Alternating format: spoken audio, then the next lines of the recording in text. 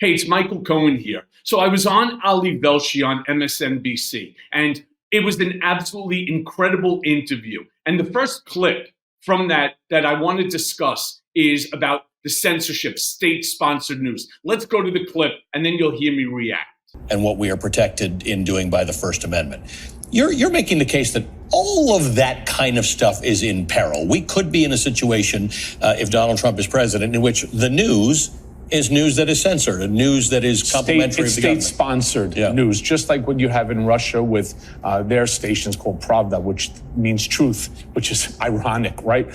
All of this goes away under a Donald Trump administration. Why? Because he doesn't want to hear anything negative being said about him. The fact that you have this television show, the fact that you do have that ability to speak truth to power, all of that goes away if, in fact, this man ends up becoming president. And the part that I am the most offended by are those members of Congress and others who are supporting this type of conduct, this rhetoric, this behavior, because the only reason that they even have the positions that they have is because of the First Amendment, which Donald Trump does not believe in. So what I'm doing here is I'm setting up a conversation in regard to the violation of my First Amendment constitutional rights. It's on a case called Michael Cohen versus the United States of America, Donald Trump, Bill Barr, et al. And that case is actually going on July 10th. We're filing our writ of certiorari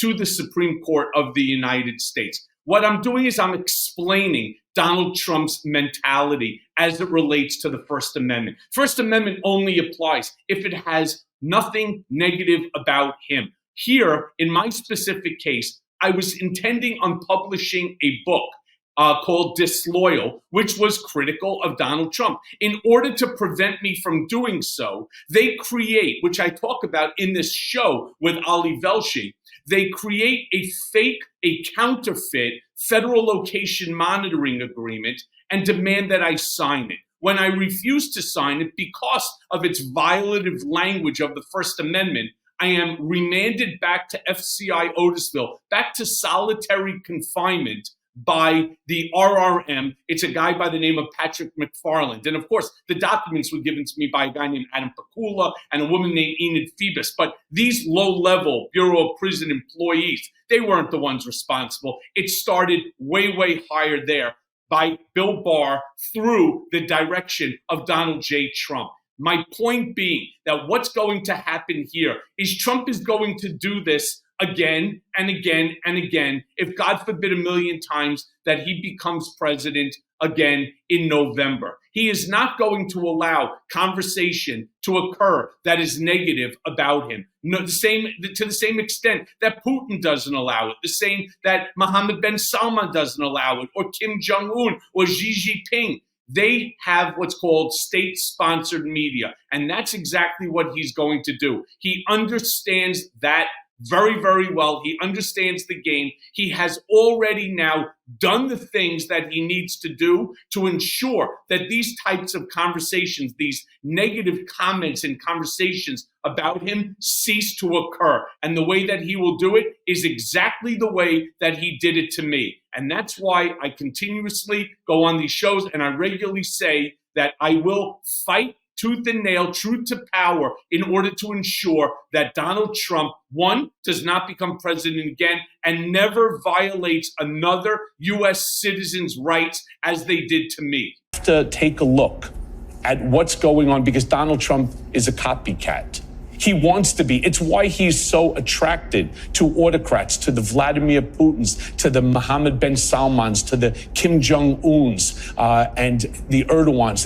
This is what he wants to be, and he wants to convert America. He wants to destroy our democratic republic and turn it into an autocracy for his benefit. It is so crystal clear. And the fact that members of Congress, many members of Congress, have seen these documents. Right.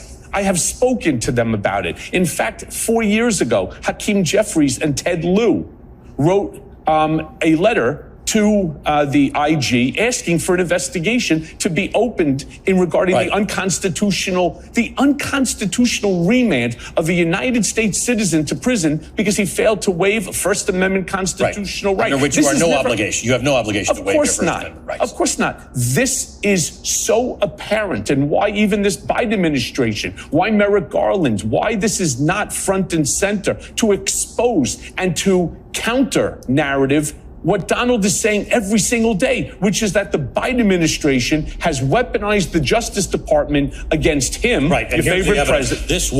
These documents are the Trump administration. Biden was not the president of the United States.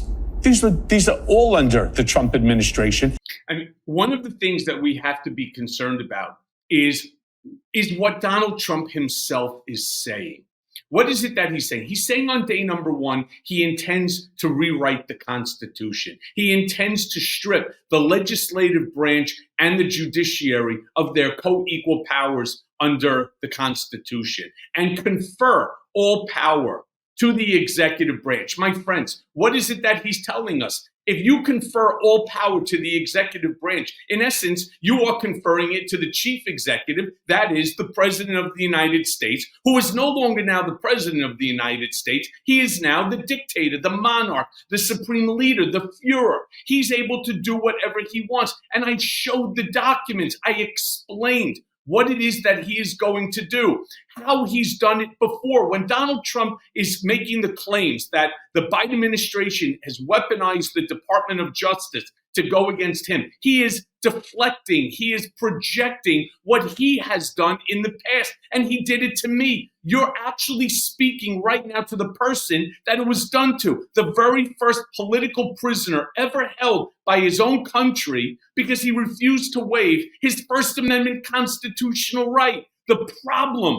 problem now is that Donald knows exactly what he needed to do because it's a playbook. Now, he may have failed because my lawyer, Danya Perry, filed a writ of habeas corpus that went to, thank God, Judge Alvin K. Hellerstein, who determined that the actions by the president, the attorney general, the Department of Justice, was retaliatory for my desire to publish a book that was critical of the president and to speak about it on social media.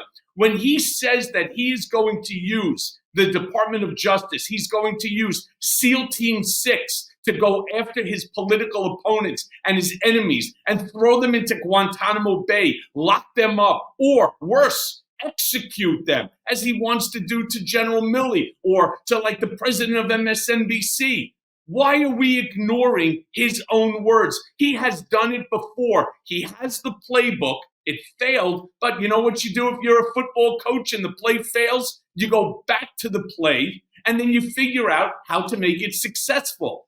That's what he has done when he's now turning around and saying that every person that works for him in the government, when he wins, will have to sign a loyalty oath to him.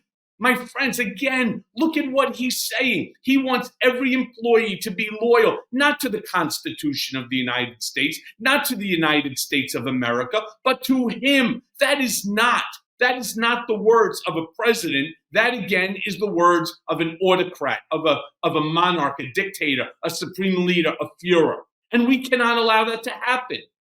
Hey everyone, first of all, thanks for watching. I mean, we're going to be posting daily episodes with reactions and talking about politics. We'll be talking about everything, in fact. So please like and subscribe. Join us on this journey.